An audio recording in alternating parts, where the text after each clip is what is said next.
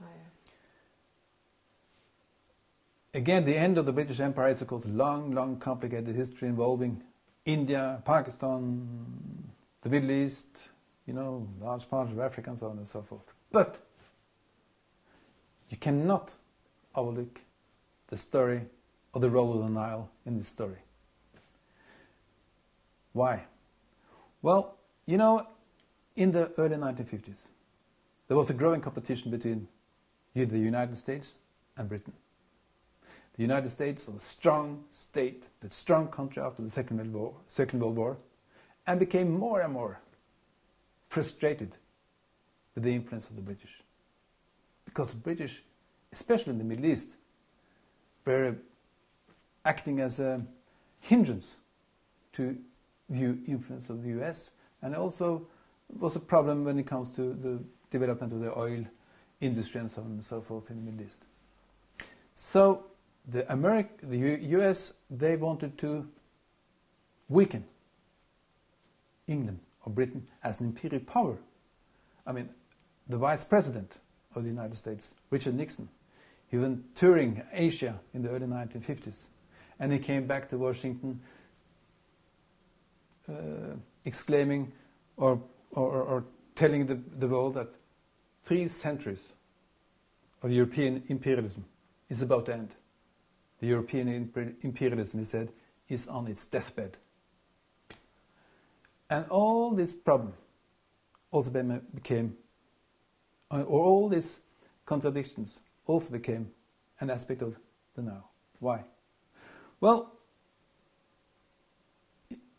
the Egyptian government, or the new Egyptian government, led by, in reality, Abdel Nasser, came up with the Aswan Dam project, the High Aswan Dam project, a project that was bigger than anything else, planning to control the Nile for 2 years, to dam the total flow of the Nile for 2 years, behind one dam, 500 kilometers long, artificial lake. But to build this dam, of course, required support, financial support, political support, and so on and so forth. And in the beginning, Britain and United States went together and told, with the World Bank, Nasser, that they were supporting the project. Again, this is a long, complicated history, but at the end of the day, the US government and the US Foreign Minister, John Foster Dulles, famously withdrew the American promise to support the Aswan Dam in a meeting in July 1956 in the United States. This, of course, this withdrawal led immediately to Nasser's nationalization of the Suez Canal, and made the whole idea of the Suez base of the British a thing of the past.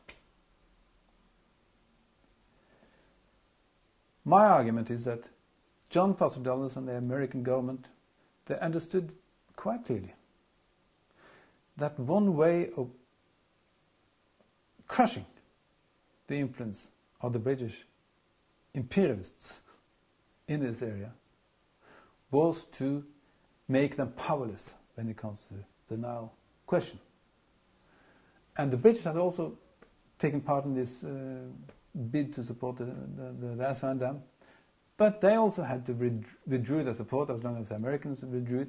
And suddenly, I mean, this issue is much more complicated than what I'm trying to say now. But the point is that the British were in a way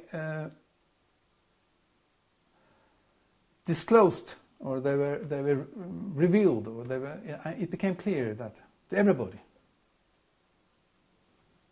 that it was the Americans who decided, and the British had to just follow what they said. And then, of course, Nasser nationalized the Suez Canal, and Britain and France and Israel went to war, created a lot of problems, and the Americans again criticized the British. So during the Suez crisis, there is a close linkage between the Aswan Dam and the Suez crisis. as it is a linkage between the age of empire and the new age of development aid, since the Aswan Dam was the first really big development aid project in Africa, and also one of the big development projects of the World Bank at that time. Very complicated, very, very interesting, I think. But at the end of the day,